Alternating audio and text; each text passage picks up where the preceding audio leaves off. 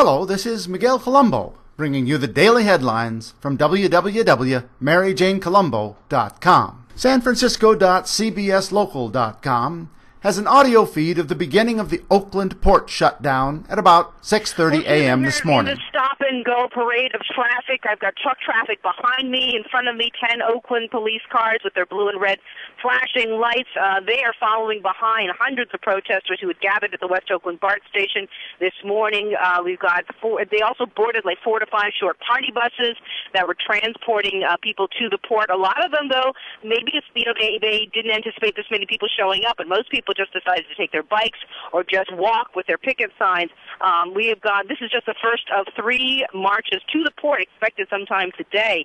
We've got a lot of young people, a lot of elderly people. People I talked to this morning said they were just angry with what was going on and wanted to be out here supporting the message. But a lot of people in the very early morning said they weren't sure how many people were going to show up because of the weather. It's drizzly. It's a little bit wet out here, but it certainly looks like they have a bigger turnout than they expected. Live in Oakland, Holly. An Oakland longshoreman spoke the other day. Good morning. My name is Clarence Thomas. I'm a third-generation longshoreman. I am the national co-chair of the Million Worker March movement, which has endorsed and supported the Occupy movement. Quoting from Harry Bridges, "Something special happened in the spring and summer of 1934. Maritime workers who had been considered little more than ignorant roustabouts took history into their own hands. They built a powerful new movement from the ground up, waged a complex and bitter strike along the length of the Pacific seaboard, and conducted the only successful general strike in the country's history. They proved that they could win and win big. Their success stimulated hundreds of thousands of other workers to organize. In the long run, they raised the standard of living of nearly every man, woman, and child on the coast and created working conditions which became the envy of millions of workers in the rest of the nation."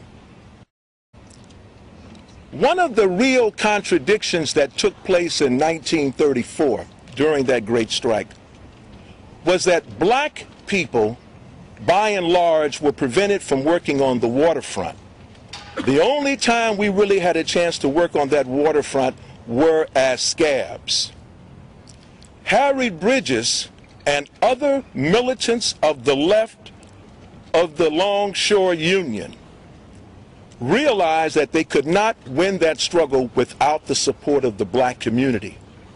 And what Bridges did was to go to black churches and make an appeal to the black community to stop crossing the picket line and to join it. And in exchange for that, blacks would be included in the ILWU, which is one of the reasons why I'm standing in front of you today. LAist.com reports the Occupy movement is occupying the port of Long Beach today as part of Occupy the Ports, a coordinated West Coast port shutdown. A few hundred protesters gathered at Harry Bridges Park near the Queen Mary at 5 a.m. and marched to a SSA Marine dock facility. With a goal to disrupt and blockade the economic apparatus of the 1%, occupiers are disrupting business at SSA Marine, which is partially owned by Goldman Sachs. The Long Beach Police Department arrived at the scene about an hour after the protest began. Police have declared the protest unlawful assembly and are ordering protesters to stop blocking the road and move back to Harry Bridges Park. Riot Gear police are also on the scene. Occupy LA tweeted this morning, LBPD threatening tear gas, rubber bullets, and dog bites.